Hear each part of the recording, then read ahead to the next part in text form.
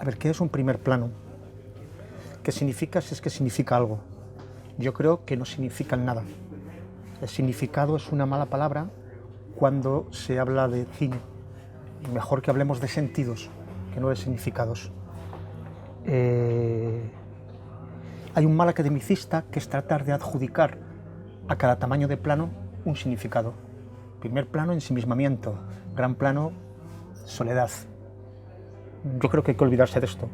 Y ha hecho mucho daño catalogar los tamaños de plano como en Ikea los productos o como en un supermercado.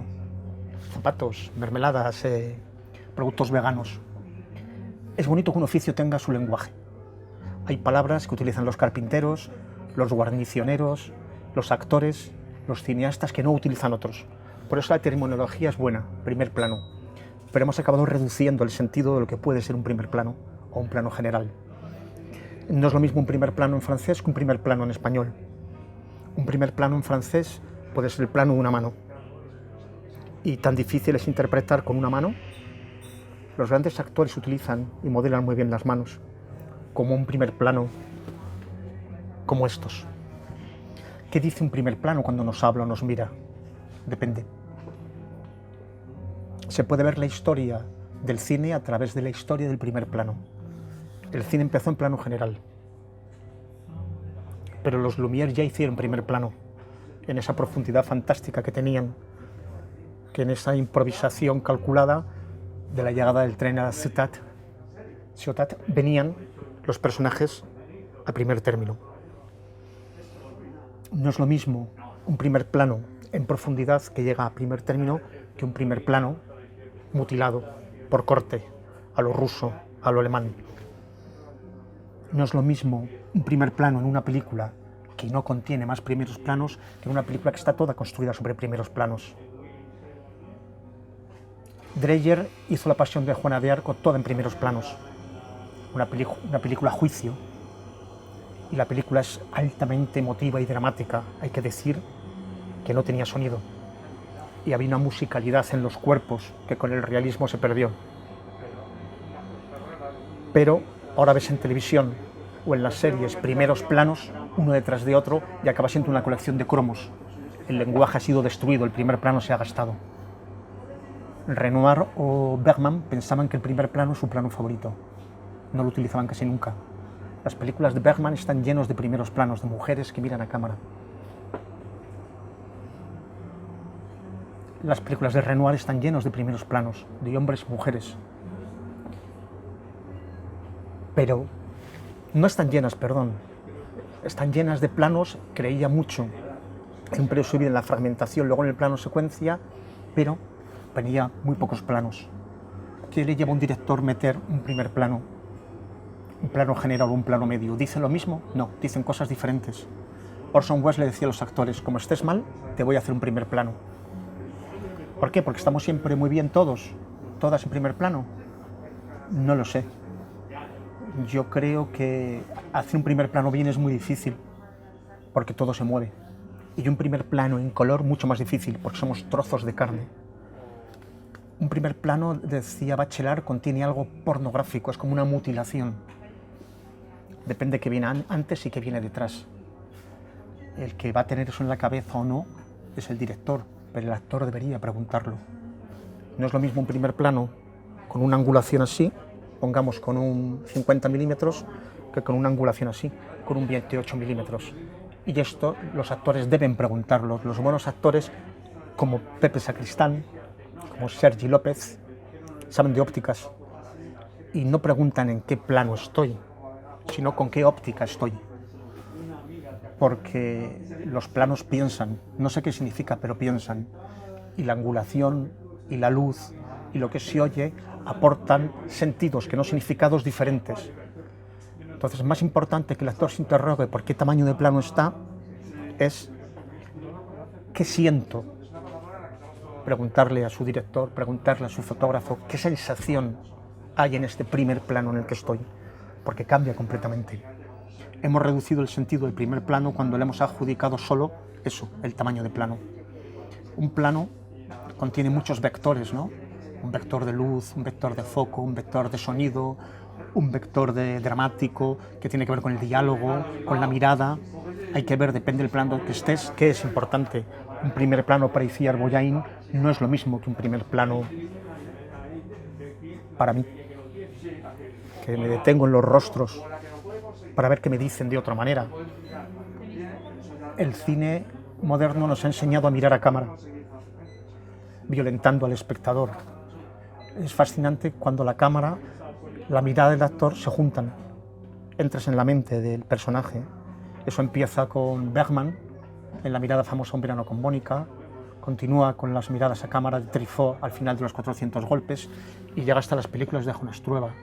Cómo se mira a cámara, con muchísima dificultad, porque yo ahora mismo me veo reflejado. Hay una lectura muy siniestra en esto, me veo reflejado.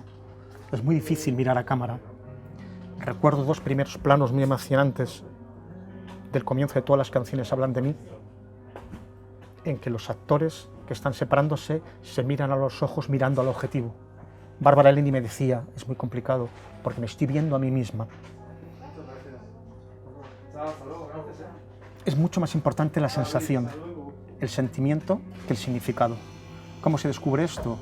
Poco a poco, por destilación, sin correr, en diálogos con el director de fotografía, con el director, a solas, pero no encontrando el sentido rápidamente. Este acaba llegando por destilación.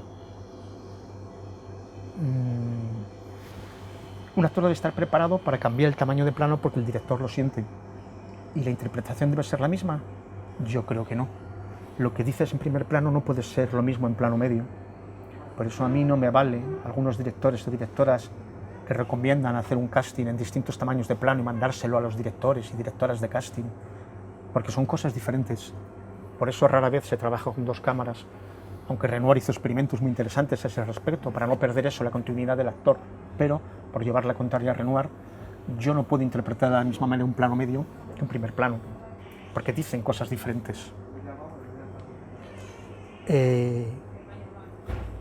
Truffaut, que es un director que también gustaba mucho del primer plano, pero lo utilizaba muy poco. Recuerdo sus recitados a cámara de Jean-Pierre Léaud, de Isabelle Adjani. Decía que el primer plano es el que cruza la mirada del personaje con la óptica o con otro personaje, y eso es el verdadero cine subjetivo. No la cámara subjetiva, que yo creo que destruye el cine, una cuestión de que es imposible reproducir la mirada humana por el constructo de la cámara. Pero en cambio, cuando tú cruzas la mirada de Lee Fullman con la cámara, estás dentro del pensamiento de Lee Fullman. Por eso es muy difícil hacer ese primer plano, porque al agrandar de manera tan brutal como Griffith nos enseñó, se ve todo. Antonio Drobe, hablando de Griffith, decía, es que la cara de Lillian Gish es como un lago aquí, una montaña aquí, una cueva acá, un viento por aquí. El primer plano es como un paisaje. Por eso es tan difícil hacerlo, porque la escala es tan grande que el actor está desnudo, entonces no puede moverse igual. Has acercado demasiado la lente. Por un lado. Por otro lado, de destrucción del lenguaje de la televisión. Hemos banalizado el primer plano, aunque Dreyer hiciera la película de Juana de Arco. Hemos banalizado el lenguaje porque un plano detrás de otro primer plano, detrás de otro primer plano, es como una palabra que pierde su significado a fuerza de repetirla. El ejemplo de esto también es el selfie contemporáneo, ¿no? En el que ya lo que hay es un vacío, ya no hay un narcisismo. Tanto de retratarnos a nosotros, hemos llegado a destruirnos. Por eso yo le diría a los actores y actrices que se enfrentan a un primer plano que no corran detrás del significado y que miren y que escuchen. Los buenos actores, decía Trueba, dice Fernando Trueba, son los que saben escuchar. Y yo tengo guiones de Monty Cliff, facsímiles, en donde él tachaba un montón de diálogos suyos. Normalmente un actor, cuando le llega un guión, te lo dicen en confidencia y lo ves, busca qué textos tiene. Monty Cliff tachaba sus textos y decía todo lo que se puede ser dicho con una mirada a través de un primer plano, que desaparezca el diálogo. Claro, no todos tenemos, no todos tenéis, no todos tienen la mirada de Monty Cliff. Y ahí una frivolidad muy seria. Los actores con ojos oscuros escuchan mejor, por una cuestión fisiológica. Los ojos claros fotografían muy mal, los ojos oscuros fotografían bien. menos los de Paul Newman.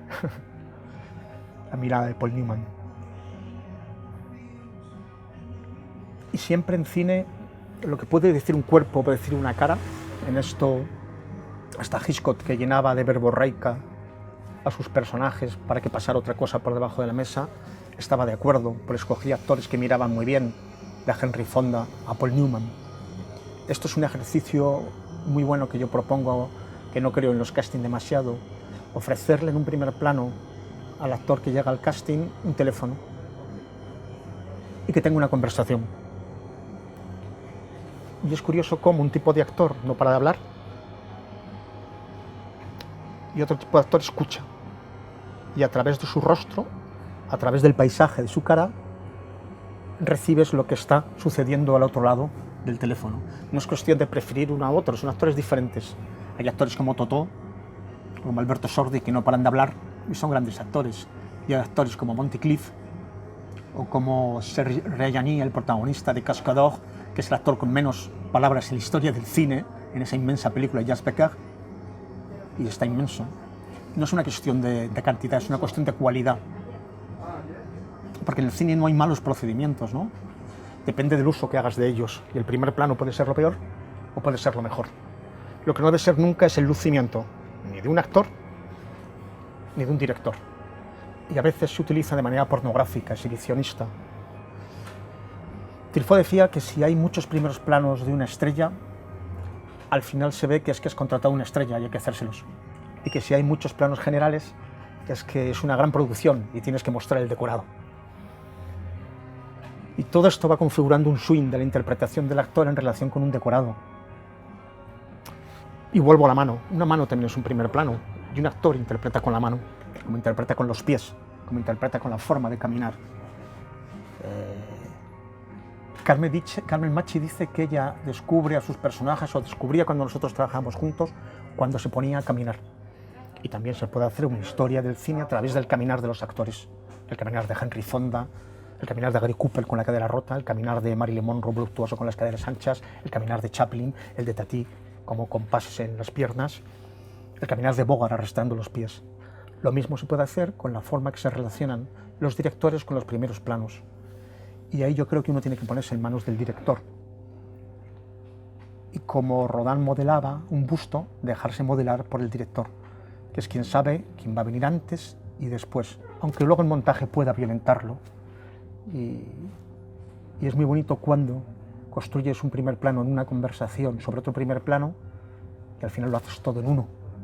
Y ahí el actor no debe ser nada traumatizado, porque cuando desaparece de una secuencia, muchas veces es como cuando desaparece de un casting, porque como en el escaparate no queda bien al lado del otro zapato, no depende de ti.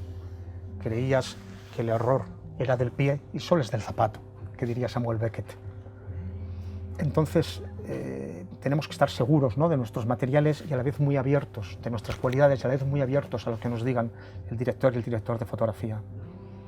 Y tener muy buena relación con el director de fotografía, que es quien nos ve por primera vez. Y no ser esclavos del combo, un aparato que inventó Jerry Lewis cuando él tenía que interpretar y a la vez dirigir, y dijo, pero si hay tele, ¿por qué no puedo ponerle este maravilloso aparato, la televisión unida? Uno tiene que descubrir si sabe mirarse o no. Porque hay actores que creen que saben mirarse y cuando llegan al combo les debilita, y otros que creen que no saben mirarle y les enriquece. Pepe Sacristán no le gusta mirarse, Carmen Machi tampoco, Lola Dueñas es alguien que es de primera toma, de segunda, con lo cual también le acaba perjudicando el combo, pero sabe escuchar muy bien. Y esto es algo que tiene que ir uno descubriendo hablando con su director de fotografía y poco a poco haciéndose dichoso de su propio rostro. Y sobre todo no olvidar aquello que decía, ¿no?, Eugenio de Ors, que uno tiene el rostro hasta los 40 que tiene y a partir de los 40 el que se merece. Para acabar, aunque nos larguemos,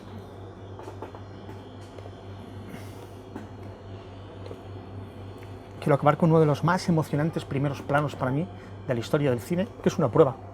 Aquí que tanto hablamos de pruebas, es un screen test de Warhol. Está lleno de misterio por la forma en que Warhol concebía estos primeros planos Él iba a la Factory, buscaba un actor, actriz a la que quería estudiar su fotogenia y cualidad dramática, ponía a grabar la cámara y se iba. Decía, me voy al bar. Y a solas se quedaba ese primer plano con un 50 milímetros, en este caso de Anne Buchanan, a 16 fotogramas. A 24 filmado y a 16 proyectado. ¿Qué sucede? Se altera la velocidad y el rostro habla de otra manera. Normalmente hay una dictadura del 24 fotogramas en el cine, pero un rostro, como sucedía en el burlesco, en el cine americano de los años 20 y 30, si alteras la velocidad pasan cosas. Entonces fijaos en este rostro como un paisaje de Griffith y en la falta de parpadeo de Anne, y cómo poco a poco, en ese no parpadear, se va formando una lágrima que cae. Claro, durante mucho tiempo se han preguntado qué estará pensando, ¿no? ¿Qué está pensando Anne Buchanan para conseguir este momento tan dramático? Y a veces lo más dramático es no pensar en nada, ¿no? Warhol les decía, me voy al bar, mira a cámara y si puedes, no parpadees. Y el no parpadear hace que se vuelva dramático. No estaba pensando en nada. Y esto nos lleva al famoso experimento de Kuleshov, ¿no?